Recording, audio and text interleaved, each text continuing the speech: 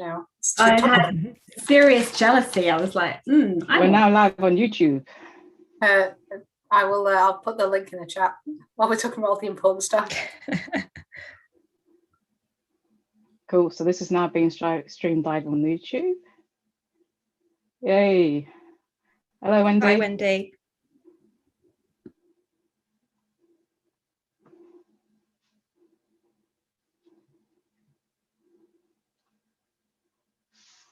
Cool. So we're live now. So good evening, everyone. I'm Olivia. I look after mentorship and policy at Coding Black Females, and I work as an ops engineer at DXW. Tonight, Claire Young will be facilitating, and I will be joining the discussion instead of Leanne, who can't be with us this evening. We also have Temi from the events team at Coding Black Females. She'll be assisting throughout the evening. And this evening is all about creating services that improves lives in the public sector. Next slide. Yep, so this is just a quick run of the guide of the show. And then just a quick housekeeping. We want to hear your views, thoughts, so please do engage within the chat function. We also have Q&A if you're in the immediate room. You can also ask questions via YouTube, and we have time at the end of the session to go through some of the questions that you might have. Just a disclaimer, this is being broadcasted live to our YouTube channel, where it'll be available on demand afterwards. Next slide. Yep, so a bit about Coding Black Females. Coding Black Females was created in 2017. We are a non-profit organisation, and our primary aim is to provide opportunities for Black female developers to develop themselves, network, receive support through our events. And we couldn't have done this without DXW being our first ever sponsors, who provided us a regular meeting place for our community to come together. So thank you. Next slide. Right, so some of you might have already seen this on our social media platform today. We have an opportunity, which is the Ministry of Justice Software Development Apprenticeships by May Prize giveaway. So, a courtesy of JetBrains, all I've been working in the with the public sector for coming up to 4 years now, and all of that time has been with DXW, but not all in delivery. So I'm looking forward to talking a bit more about that. And I will hand over to Emma. Hi, everybody. My name is Emma Stace. I'm Chief Digital and Technology Officer at the Department for Education. Been working in the Public Chief Operating Officer for a while, so varied background. Really pleased to be here tonight. Thanks for having me. Amazing. And I introduced myself earlier. I'm Olivia Campbell. I'm an ops engineer at DXW. I've been there for almost 3 years now. Thanks, Olivia. Thanks, everybody. And really well done on being swift in your introductions. Really appreciate that. So we can get stuck into the questions. So I guess my first question, I'm going to direct it right to Emma, if that's okay, is how has it been working in digital in the public sector over the last 12 months? It's certainly been a unique time. It's a really big question, isn't it? And I think I sort of look at it and kind of feel like I haven't had a lot of room for reflection, and I'm sure I'm not alone in that. I think it feels like a roller coaster, if I'm completely honest. Some days you're traveling well, and other days like you feel like you're just being whirled around in the mess that is, or the challenges of organisation and COVID, and responding really quickly to changing in events. So but it's been both sort of exhilarating to see the speed and the pace at which you can get things done, but also as a leader of sort of a significant number of people, really carefully trying to tread a path between that delivery expectation and taking care of people, mental health and well-being being foremost. So yeah, I think it's been the most challenging leadership journey that I've had in a long time this past year. Okay, have you had sort of similar observations? I believe you're quite new at Greenwich. Yeah, I've been at Greenwich for about 15 months now. So I've been working in the public sector for 12 years now, of which 9 has been in digital data and tech. but this is my first foray into local government. So I suppose really similar to Emma's experience. I suppose the points that I was thinking about when I was reflecting on this was certainly in local government, this pandemic, which has sort of characterised the last year, has brought us so much closer to people's lived experience and personal narratives, it's a very big motivating factor when you're accountable for, for example, for feeding people as we have been, and things like critical medicine delivery and, just life and death missions. So I feel so much more entwined in the borough that I live in and work in, and that's a real privilege and also a big weight to bear. I would absolutely echo the speed thing. So I noted pragmatism.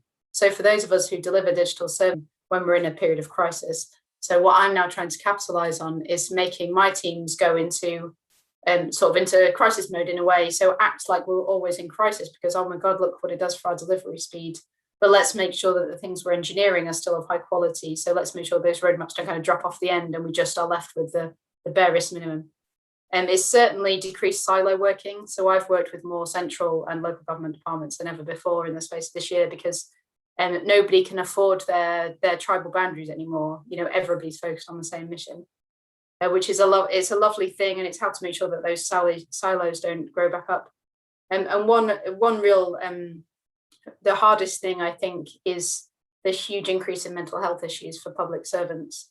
There's a lot of burnout, a lot of real genuine sadness and grief, and some groups are grieving for different things that are nothing to do with the pandemic. Over the course of the past year. So, I think it has aligned.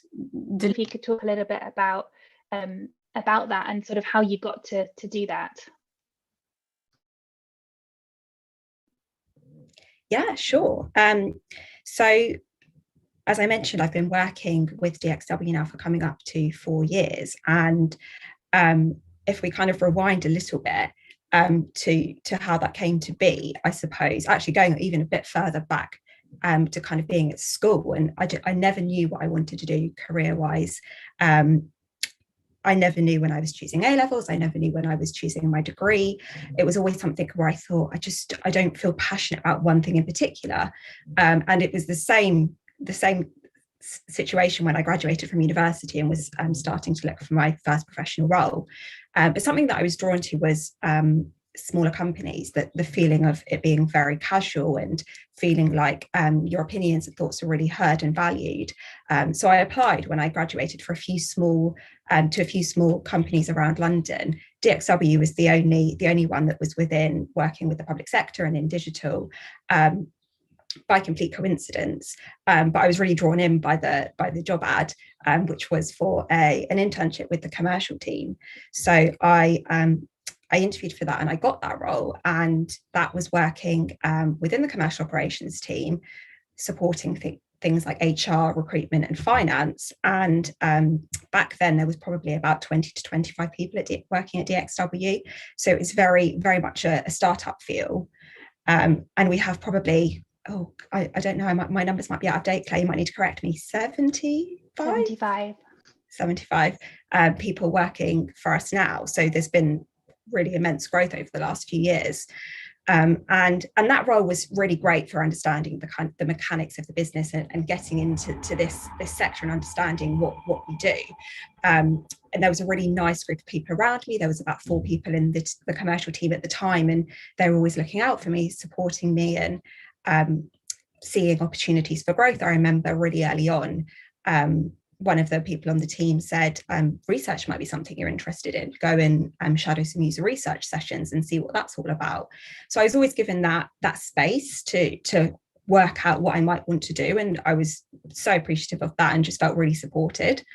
So that became a permanent role after the internship. And about a year into that, the opportunity came up to work with the directors at DXW. And that was really a role where I was really exposed to the rest of DXW and what we do and what we deliver. And it was really kind of just on the job learning and then some. I was working with everybody, all of the directors who are so experienced, hearing their ways of thinking and approaches to things, and just learning so much. And I started going to things like Project Show and Tells, and that was where I started to really tune into the role of delivery lead and what they do on projects, and hearing them tell the story of what's happened in the most recent sprint and their role, and starting to kind of identify and say, okay, I feel like I have some transferable skills with what I'm hearing here, and what the role is. Same for joining some different types of meetings that we have internally at DXW, like the project checkpoint, where we have a kind of health check of projects and hearing how they look after the teams. I felt like I could share doing that as well. That was something that I was doing in my role. So I always had a very open conversation with Claire and other people around me about delivery maybe being something that I was interested in. And Claire was always very supportive and said, yeah, whenever that's something that you might want to pursue more formally, then we can absolutely do that.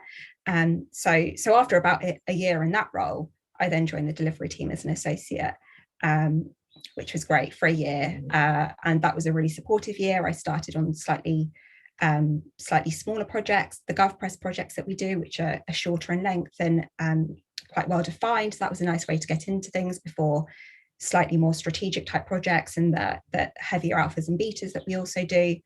So yeah, that was a year in that role, and then I became a delivery lead, and that's kind of hit where we are now.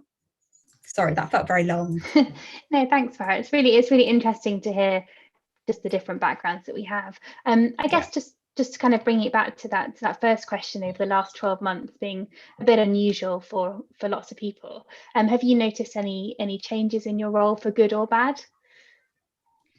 I think that a really positive change that I've noticed in myself is that I like to think that I was doing this before, but I'm just so aware of it now, is putting kind of patience, understanding and empathy before everything that we do day to day on a team, and that aspect of being a delivery lead and looking after the well-being of the team, just so much more in a remote, being completely remote, and just understanding that everybody has such different ways of working, and being remote really suits some people, and that's great, but for some people it's really difficult, and every day's a struggle. And just having that just at the forefront of my mind completely with everything we do day to day on a team has been something that a change I've noticed in myself, and something I would like to continue doing when we're back in an office, as much as I'm thinking about it now.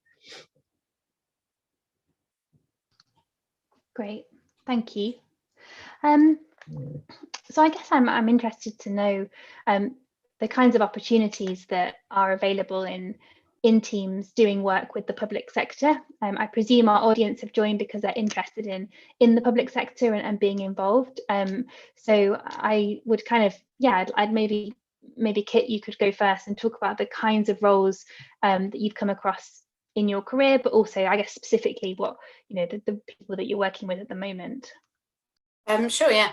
So in my career, so I've worked, I worked at the Ministry of Justice for quite a few years, and I worked for the Department for Work and Pensions. The civil service, central government has gone through a huge digital transformation. Sort of gone through it. It'll be going through it forever, really, but it's made a huge shift over the last 7 or 8 years. So now the typical kind of a triangle of digital transformation, engineering, product, and design. Those roles are all available in the civil service, which is amazing to see. Local government is further behind, and CDOs like me, well, we've got sort of a CDOs network in local government, particularly in London, of those of us who are growing our own in-house digital teams. And we're really sort of cracking on with it now. So particularly in Greenwich, we've just got quite a significant investment to grow a digital directorate for the first time, and that's my privilege to be able to do. And we've just gone out with our first suite of roles. So we're hiring across all of the kind of products and engineering functions. So software engineering, technical architecture, user research, interaction design, product management, and business analysis. And we are extremely passionate about having those groups be representative of our borough. So the kind of diversity inclusion angle on that is, well, I could talk about that all day, but it's something we're really passionate about. And we're also passionate about bringing people on who don't have any prior experience. So we've got a whole apprenticeships program, which is great. You know, it's sort of already half full, and we're really going all guns blazing at it. So it's just great to see. Typically, digital, you know, and product and tech stuff in local government is so underfunded, and it's so nice to have it being sustainably funded now. It's been a slog to get there, but it means that we can finally bring in all these skills. And what we're trying to do is match sort of passion and potential with our mission, and that's kind of what we're living for at the moment. So I could and probably will do a shameless plug to the Royal Greenwich careers page. I think we've got business analysis and mobile tech engineering going out at the moment, but that's, you know, it's just going to keep on rolling, and we're going out for more developers soon. So it's, and if you're here and you fit the bill for any of those roles, please, we'd love an application from you. I know you didn't ask me to do a plug, Claire, but I just thought I'd get that one in there. That's okay. It's important. It's good to know good places are hiring. Olivia, I guess you joined as a trainee with limited sort of experience in your area. I just wondered if you sort of had any thoughts on your experience in that. Yeah, so joining as a trainee, it's been a great opportunity to do that.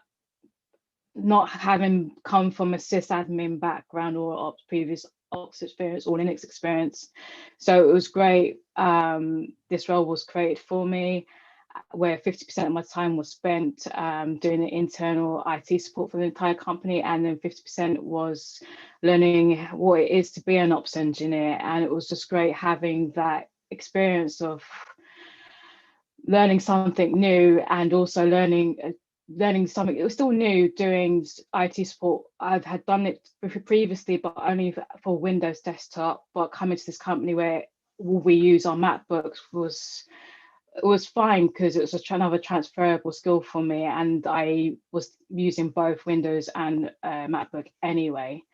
And in terms of learning the ops, it's just great being part of a small team and being able to see like how we operate and how we work with clients. And it's great having pairing and shadowing opportunities. And I think for me, the most unique thing now that we have in our team are fortnightly retros. So it's great having the time set aside to catch up with the team, to find out, to do a show and tell first, like what we've been working on, and also to reflect on things that are not working so well and how we could improve it. And I really value that, because I've never experienced that anywhere else that I've worked. That's really good to hear. I guess, Emma, it would only be fair if I let you talk about the opportunities that you've got in your team. Yeah. Thanks, Claire. I mean, I would say, like, I joined the public sector 8 years ago because I love public service. B, I like to make an impact, and you can really do that in government. And C, what I most value actually about working in digital data and technology across government is the community, the friends, and the close relationships with colleagues that you pick up along the way. And I think that's, like, for me, is really important. So in hiring, I mean, frankly, we're just in permanent recruitment, right? I have, like, Kit responsibility to grow our digital and technology skill set within the civil service, and that stretches, you know, right from DevOps and engineering and software development through to design and policy design at the other end. So really wide variety of roles. And our website is our Twitter handle is where we publish most of our jobs, DFE at Digital and Technology. So just to keep up with Kit, shameless plug for DFE. And then I would say the other key things are inclusion and diversity. So we have very open, honest conversations within our own team and with our HR department about what we can do to ensure that we get a really inclusive, diverse workforce applying for the roles. And then once individuals come into the organisation, that we're really investing in the inclusive environment in which everybody can bring their best to the workplace. And really would be really interested in hearing from anyone who's on the call today about ways in which we could improve that and get that feedback. But like Kit said, you know, making sure that in the teams we have got multidisciplinary teams, but also those teams represent all the communities that as a public, you know, service we're here to reach is as a really important part of, you know, not just the skill set, but how we create teams that have that diversity of experience within them as well. Great. So we talked quite a bit about sort of hiring. We've also mentioned junior and apprenticeship schemes. I guess I'd be interested to sort of discuss other ways to improve diversity in our teams. It's important to us all. And I think it'd be nice to sort of talk about some of the ways that we're trying, or things that we've tried that haven't maybe worked as well.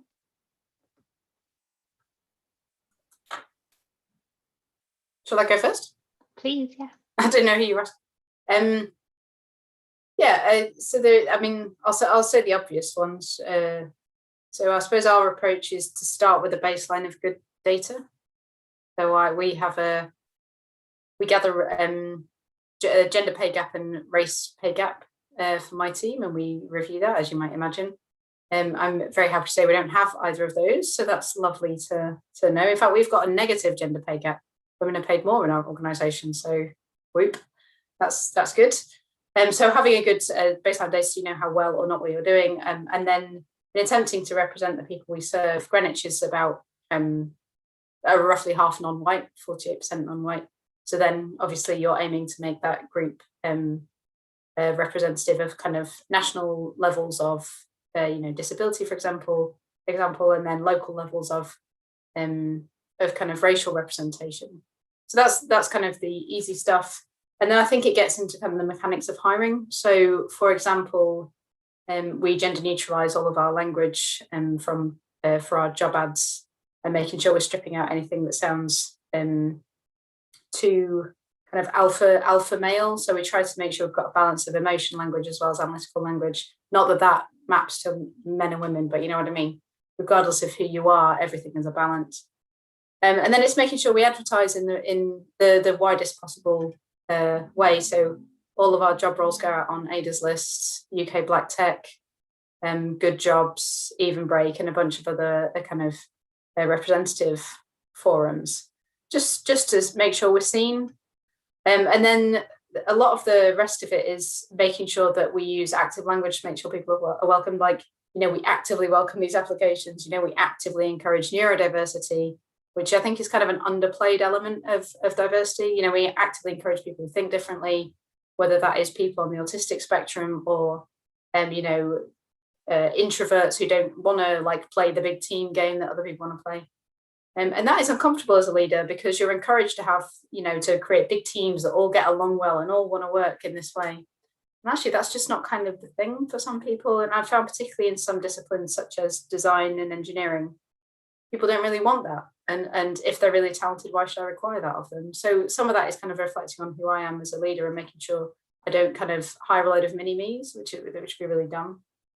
And then when people are in, it's making sure that you're giving people the knowledge that they need to act responsibly. So leadership training, anti-racism training, and clamping down on kind of misogynistic language, which shouldn't exist. But unfortunately, as a woman in tech for the last 9 years, I've seen a lot, an awful lot of misogyny. And it's breaking down those microaggressions and challenging them. And particularly if you're more junior, you often don't feel able to do that. I didn't feel able to do that when I was more junior. And now that I'm more senior and I'm much more confident, I try and protect people who are going through that, who don't feel able to advocate for themselves. So there's a lot in there.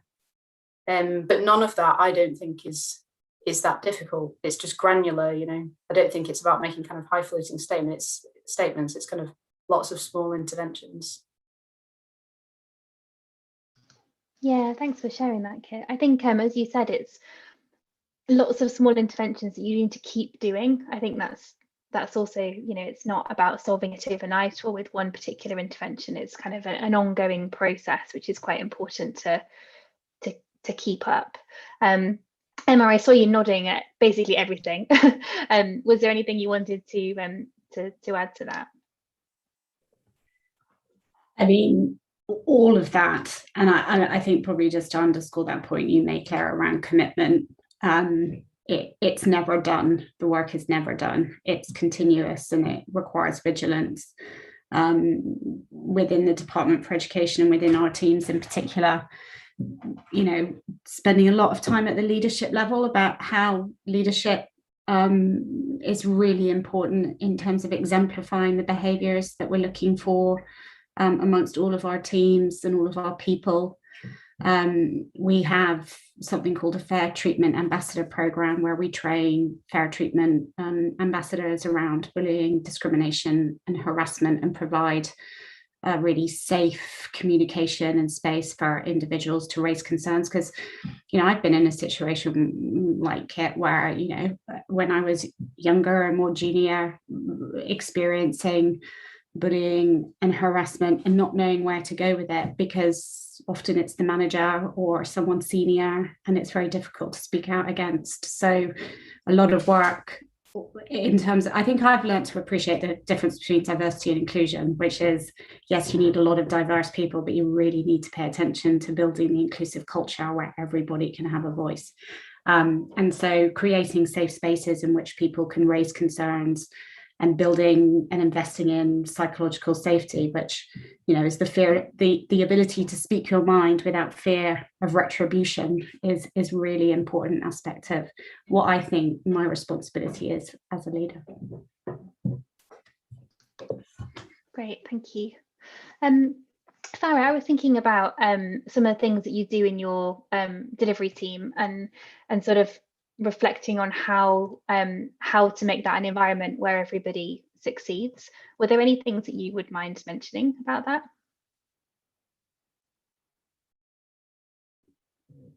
Yeah, I think when a new team forms together, there's some things that you can do to really set that expectation that everybody can speak with how they're feeling, and really encourage them to do so, and make them feel like, there's nothing that can't be said. If you feel a certain way about something, please let us know. And even more important while we're all remote, because it's so easy to, we're less visible, and so things can just be left to assumptions, and it can cause, there's a communication difficulty there. I think the retros that we do are a really great way, Olivia mentioned those as well, for the teams to do that and really say how they're feeling, what they felt went well, and we should continue doing.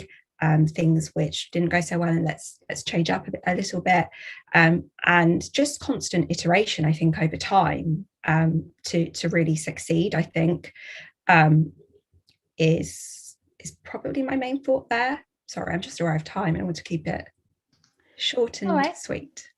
Thanks, Farah. No, that's great. So I guess we're sort of talking about this work at multiple levels across teams, which is important. And Kit, were you going to add something, or are you just sort of leaning in? Just leaning in. That's also great. Cool. So I can see you've got one question from the audience. Again, I just encourage you to ask them. It's anonymous if you put it in the Q&A if you'd prefer. I'm just going to ask one final question, then we'll maybe go to that person if that's okay. So I guess we've talked a lot about sort of why you got into the public sector and some of the things that are happening at the moment. I'd just love to know, maybe one of the things that you love the most, and maybe, if you feel comfortable, one of the things that you find most difficult or frustrating. So maybe, I don't know, Olivia, whether I guess you're kind of working with the public sector rather than in, but it still feels relevant. I think for me, because my experience, because I do support, and I guess it's about setting expectations, because sometimes you might have a demanding client, and there are times where you do have to say no, we can't do something that they've requested, but it's about managing their expectation. And there has been times where I've had to say no, but then give reasons of why we can't carry out the request that they wanted to do. And sometimes the account manager might have to step in to let them know that, oh, this is why we can't do so and so. But on the whole, it's having that confidence to know when you actually do need to let someone down, but then give the reasons of why you can't do something. And if it is possible to offer a solution or alternative, then do so.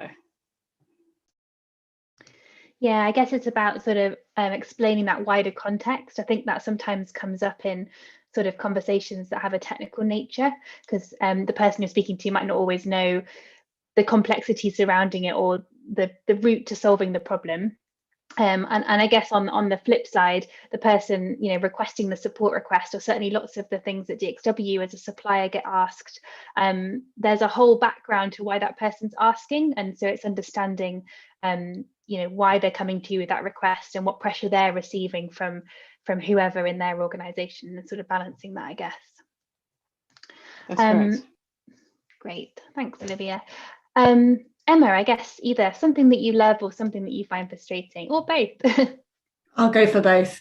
Well, I just think I'm just generally think I'm really privileged to have the job that I have, which is working in a government department, looking at how to improve outcomes for children and learners. So I'm like, I love our purpose, and also love working with my teams of people, because they're just brilliant and inspiring and committed to the purpose, which is very energizing and humbling. I think the challenge is, look, I mean, government departments have a lot of controls and governance around them necessarily, but I wish we could go faster at times, and sometimes that's hard and frustrating, and I'm a very impatient person, so I have to manage my own energy around that.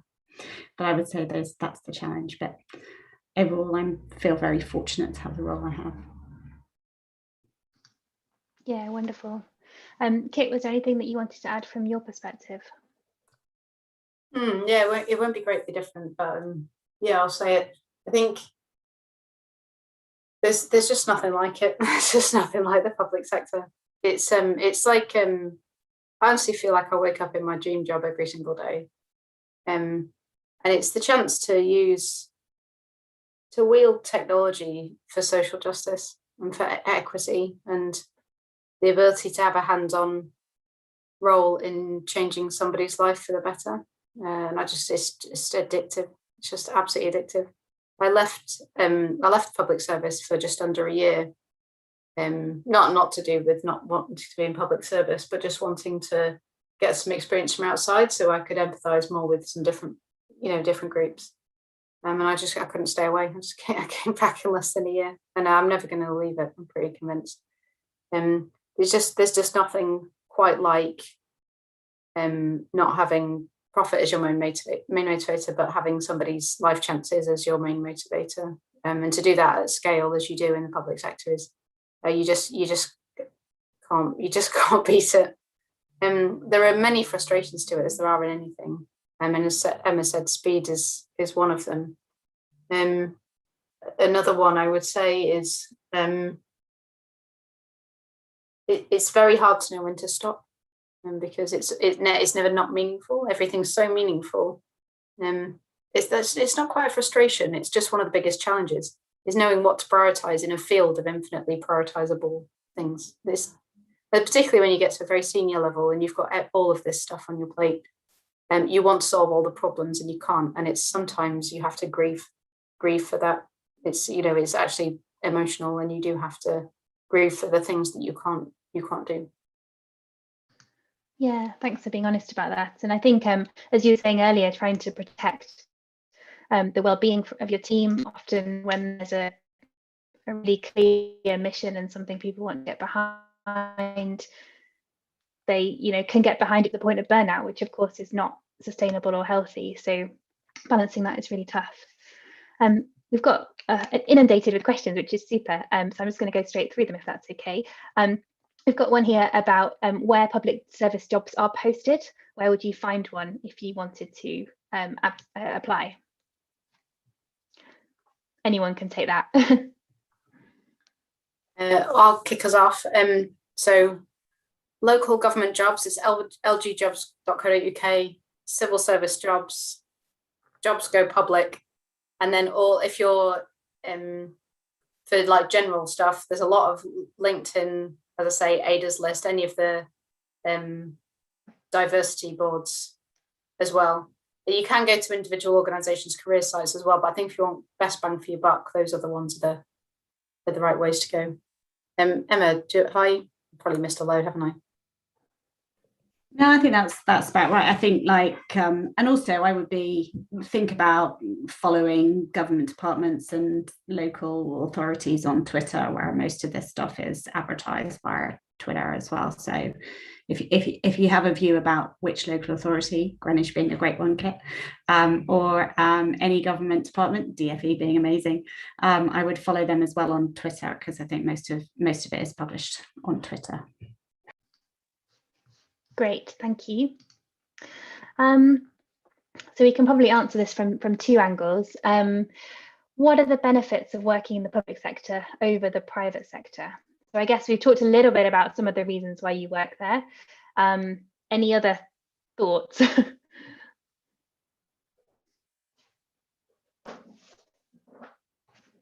I think we've covered, haven't we, kind of purpose.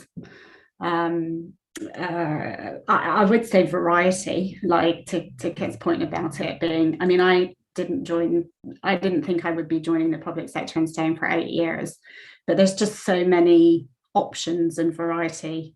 And once you're in a government department and you're a member of the civil service, you can traverse departments pretty easily. And community also being really important. So, and I would say investment in your skills and expertise. So, I mean, I can't get my teams to spend their L&D budget because they're all so busy working. But I think there's a lot of investment available and a lot of support for individuals to, find mentors and get the training and skills that they need. Yeah, I would agree with that. It's not a cutthroat environment in many ways because it's not profit motivated. So that leads to certain, if you don't have profit as a motivating factor, as well as all the mission stuff, other things tend to creep in. Like you tend to meet people who aren't shooting for the highest salary. And where you find those people, you tend to find people who are more liberal, more equity focused, kinder, I would say. And it's not a blanket. There are plenty of idiots everywhere, but there's a trend, I would say, towards mission-driven people who think a bit differently. And the community thing is absolutely bang on. A lot of my best friends have been made in this sector because it's a place for people who care. It really genuinely is, and it sounds very cheesy. But if you want to get up and do something really meaningful, and you can also, it's not the only place you can get that, but it is a place where you get it. Yeah, thanks. I guess I feel like I should offer the balanced view as well. I've worked both within the public sector and with the public sector, and I'd probably say that working alongside the public sector is a good way to see a lot of these really positive things that we've heard Kit and Emma talk about. I think maybe if we're thinking about advantages, then Emma talked about variety as being something you get within civil service because you can move around. I think that's probably the other thing that might be, depending on the point in your career, working with the public sector in an organisation, such as DXW or there are many others, does give you an opportunity to work with a variety of departments and a variety of people, and that can be quite a nice way of finding out which is the thing you want to specialise in. So potentially that's kind of a benefit of something like that. Claire, can I come in on that point? Because I think it's not a decision for life. Like, actually, I think the boundaries between public and private are much more porous than they used to be. So I've got, a bit like Kit, left for private sector for a while and was tempted back, and I've come from the private sector, and I see, particularly in my teams in junior grades, a lot of people moving in and out of private and public, and I think that's really healthy and a good thing. Yeah, I agree. Farah, maybe this could be one that you could take.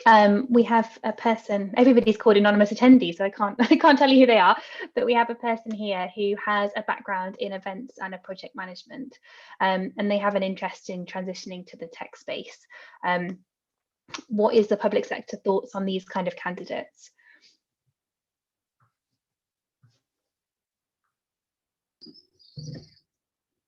Okay, yeah, I can take this one. So I think that I think that there are lots of, so I'll speak for it to being related to maybe delivery lead and talk about the transferable skills there. I think that might be a nice angle. I think you don't have to have lots of experience working in public sector or lots of experience even in project management in the private sector maybe to be a delivery lead. I think there are lots of transferable skills in that role that are applicable to lots of people. I know some people that have gone from developer to delivery lead and seen the transferable skills there, and that's really worked for them. And speaking for myself, I was in kind of a similar kind of operational role, and I saw the transferable skills there going into that. So yeah, I think yeah. Sorry, I don't know what to say about the public sector's thoughts because I don't work in the public sector, so I don't want to speak for the public sector. I think the transferable skills, as you mentioned, are kind of a good example. You don't necessarily have to have a purely technical background to go into the tech sector. There's a huge amounts of varieties of roles. I mean, Kit reeled off about 15 earlier of different kinds of jobs that we have within a multidisciplinary team.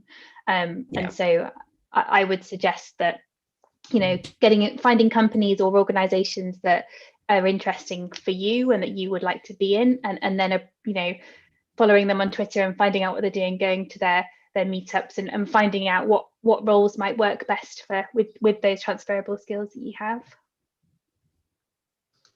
Great, thank you. This is an interesting one. Does networking work the same way when getting jobs in the public sector as it does in the private sector?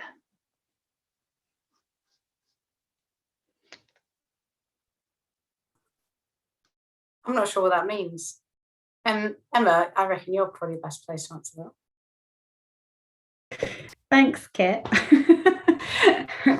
Oh, well, I was sort of kind of going, I wonder what that means. Because is the assumption that you can walk into a job in the private sector, therefore, if someone knows you, you just get a job without an interview? I mean, the civil service, you know, in particular is, you know, every job is advertised and fairly competed.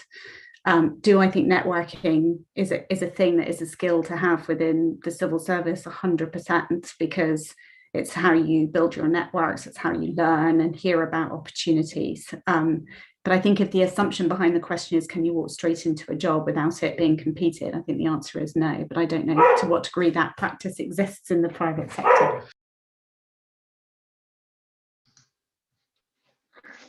Thanks. Yeah, I guess if the person who asked that question wants to add anything more, please feel free and we can try and answer it in a bit more detail. But I guess to the points we were making earlier in the conversation, you know, thinking about really positive recruitment practices, I think we all believe that even if that is the case in some sectors, it's not the best way to hire for, you know, diverse teams. Something we've done recently at DXW is started using a piece of software called Applied at the point of interview, which anonymizes the candidate, but also asks questions about the role and isn't about, it's quite similar actually to the civil service with a kind of competency-based approach. But it's really interesting as a hiring manager to be deciding who gets to go to interview without knowing anything about that person. And it really does mean that absolutely no unconscious biases can slip in. It's both a bit daunting the first time you do it and incredibly exciting. So I think, if you see that as a hiring practice, I think it's quite a positive thing. I'd also like to get feedback on what it's like from a candidate point of view as well. Okay, I have another question here. It's quite specific. What initiatives around diversity and inclusion are available to employees at DXW? I might widen that a little bit for the group, just to say what do our different organisations have? Farah or Olivia, do you feel comfortable answering that? Either of those? Yeah, I can give it a go if you don't mind, Olivia. That's fine. Yeah. So we have a diversity and inclusion group at DXW, and it's open to everybody, and they meet weekly, and it's to just talk about things that are going on and things we'd like to do, changes we'd like to make. And I think that speaks to Emma and Kit's points earlier in the conversation about it's really a continuous thing. Being diverse and inclusive is never done. There's always changes to make. There's always new things that we learn. And as Claire mentioned, Applied as an example of that. I recently did the blind CV sifting and seeing the questions, and I thought it was great. I didn't know anything about the candidates at all, and I thought that was a really, really great way to do recruitment. So that's just one example that's come from that and the voices within that group of a change that we've made at DXW. And we also have something called DXW Time, which is where people at DXW who are normally working on client projects, they have some time away from that to do things that they would like to do. And the diversity and inclusion group is just one example of those things. So it's really nice that we have the time and space for that type of thing as well, away from delivery with clients. I'd like to touch upon that because DXW has been really good having DXW Time, because some of that time I use in order to do the community work that I do at Coding Black Females. And I know there's many workplaces that wouldn't have allowed me to do that as part of my job. So I'm able to give back to diversity in a different way. Thanks both. Kit or Emma, were there any other particular initiatives that you're proud of or you've heard of that you wanted to share? No, I don't think anything that's not particularly obvious. No. Great. Okay. And so final question I've got at the moment. I'm just going to read it how it is. I know that the public sector like to recruit and promote a lot internally, which is a good thing once you're in it, the public sector. Do you have any tips for getting into the public sector? Yeah, I don't mind starting off on that. Yeah, I like this question because it invites more people in. So I think the first thing that you'd want to do if you want to get into the public sector is find the right place to go. So I'll just reel off some names. If you want to go into the civil service, so that's central government, the big places to go that have got great digital and tech capacity is obviously DfE, or the Ministry of Justice, or Government Digital Service, or DEFRA, or Department for Work and Pensions. They're the big ones with digital capability where you'll get a great grounding in kind of social justice technology missions. Can I add three, Kit? Go on. For completeness: HMRC, Home Office, and DWP. I said DWP, but they get 2 votes because I used to work for them, so that's fine. And then if you're going into if you want to be in local government, obviously Greenwich is the first place you should look. Hackney, Camden are doing great work. Waltham Forest is doing great work, and then more widely there's a load of them. So if there are people here from outside of London, Northumberland, Dorset, Essex, Adur and Worthing, I would say, are the leaders. So the first place is find somewhere that's doing it really deeply and well, and they're those places. Follow all of those people on Twitter, as Emma says, then read all their strategies and find the common points between them. I've thought a lot about this recently because I'm hiring so much from across various sectors. So when you come to apply, focus your application on the mission, because that's what will appeal to public servants. It won't be about how many years of coding experience you've got, particularly people like me who are looking for potential and representative teams and diversity and all of that. We care far more about you caring about the mission and about people and about the potential you've got, so the passion for your discipline. For if it's a super senior role, obviously you can't just take somebody who hasn't got experience of it, but there's always flex. So I would say really focus on the mission, and when you come to apply, and make it as much about that as you make it about yourself, because we would really invest in that, I think. Are you like that, Emma, when you hire? Or I don't know how much I'm speaking for anybody other than me. Yeah, I mean, I think the civil service. So yes, the civil service promotes internally, but there are so many roles available across all of digital data and technology within local within government, which I know is increasing, because there, I think COVID has particularly shown central government that, if it needed any more convincing that, digital data and technology are at the very heart of how government needs to be operating in the future. And the more that we can grow our own talent and skills and do that in an inclusive and diverse way, that's got to be at the heart of the agenda. So another really interesting person for you to follow is a woman called Joanna Davidson, who's just been appointed Chief Digital and Data Officer within government, and is now leading capability development for government across all the digital departments. So it might be worth watching her and seeing what opportunities unfold over the course of the next few months. But I think we cannot hire, frankly, quick enough, fast enough, and retain our very good people. So I don't perceive the civil service recruiting internally as a barrier to people joining. Can I add one thing as well? Just a really hot tip to find the absolute cream of public sector tech jobs. Jukesy's newsletter. There's a guy called Matt Jukes, and if you Google JUKESIE newsletter, he does a roundup every week of the best public sector jobs in tech, and it's just, he curates them really well, and they're the absolutely brilliant opportunities. And you'll also find him on Twitter, and you'll find people through him who will also be promoting stuff. So that's there's no real nepotism in the public sector. It's very fair in terms of how it hires. It's finding the right connections before, so you know where the good jobs are, and then that'll get you a long way. Yeah, thanks for mentioning Matt Jukes. What's quite interesting actually is his newsletter curates different kinds of public sector jobs. So there'll be central government, local government, sometimes NHS, sometimes universities, and then also the organisations that work alongside those public sector organisations. So you really get a nice variety of different things. And even if that week there isn't anything for you, as Kit said, you suddenly can sort of start following people or organisations, and all of a sudden get quite a good rich picture of where the good places are. And then it's just a case of starting to talk to those people, follow those people, and apply. Well, you didn't even mention NHS Digital, which is a massive part of government. So there. Yeah.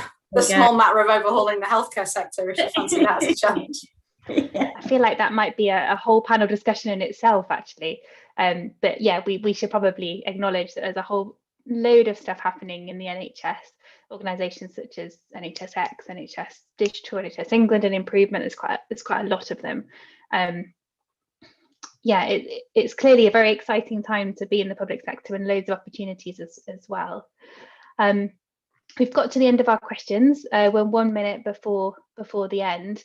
I don't know if anyone's got any final comments or things that they really wanted to say that they haven't managed to get across in the last sort of 59 minutes. I put you on the spot there. That was a bit mean. Great. Okay. Well, that means I've got 30.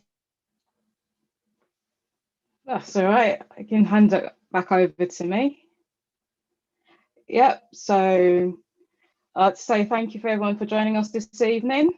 Like I said earlier, we want to hear your feedback. You could get JetBrains IDE, and we're always wanting to, if you're interested in ways to support and work with us, just drop us an email at info@codingblackfemales.com, and let's get that discussion going. So again, thank you everyone for this evening, and take care.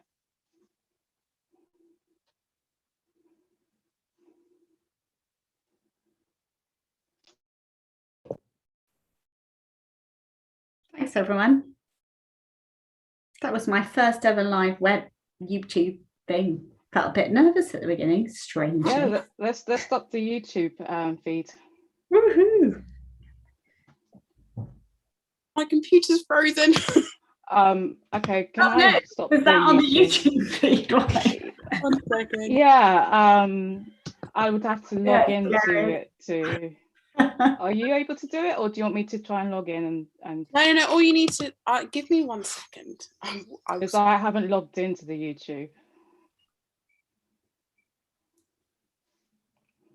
That's okay. We'll keep smiling.